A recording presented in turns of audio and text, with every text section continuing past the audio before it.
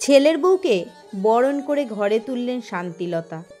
মাথায় সিঁদুর, হাতে সোনা বাঁধানো শাখা পলা, পরনে লাল বেনারসি শাড়ি আর গলায় চওড়া নেকলেস।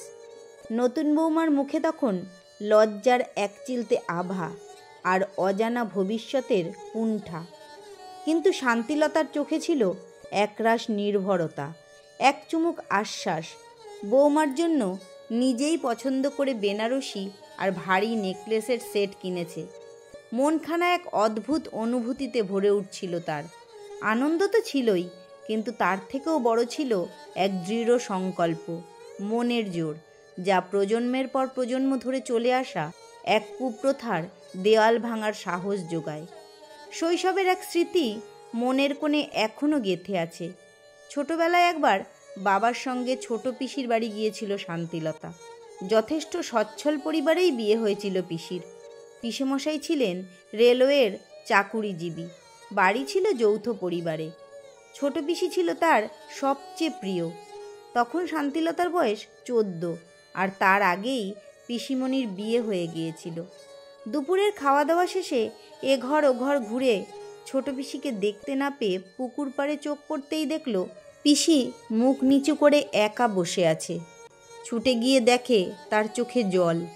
জিজ্ঞেস করতেই জানতে পারল যে 2টি কাচের গ্লাসে শরবত পরিবেশন করেছিল সেগুলো ভেঙে ফেলেছে। তাই নিয়ে শাশুড়ি তাকে রীতিমতো গালিগালাজ করেছে। অকর্মার ঢেকি, কোনো কাজের নয়। তখন শান্তিলতা পিসিকে বলেছিল, তুমি এখনই ফিরে চলো ও বাড়িতে, এখানে থাকতে হবে না। পিসির উত্তর ছিল, না রে সোনা, একবার যখন ওই বাঁধন ছিঁড়ে এই বাড়িতে চলে এসেছি আর ফেরা যায় না। যতদিন মৃত্যু না ডাকে ততদিন এটাই আমার ঘর, আমার সংসার। তখন বুঝতে না পারলেও বিয়ের পর শান্তিলতা সেই কথার গভীরতা টের পেয়েছিল হাড়ে হাড়ে। বিয়ের পর থেকেই দেখতে পেয়েছে ঘরের নতুন বউকে যেন সবাই কথার বাণে বিদ্ধ করে।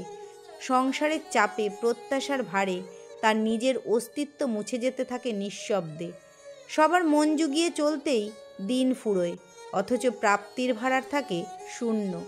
শাশুড়ি মায়ের মুখে বারবার শুনেছেন, তোমার দিদি শাশুড়ি যে কি নির্দয় ছিল, আর আমি মুখ বুজে সব সহ্য করে গেছি। এই সংসারে বউ হওয়া মানেই চুপচাপ সহ্য করা, মানিয়ে নেওয়া।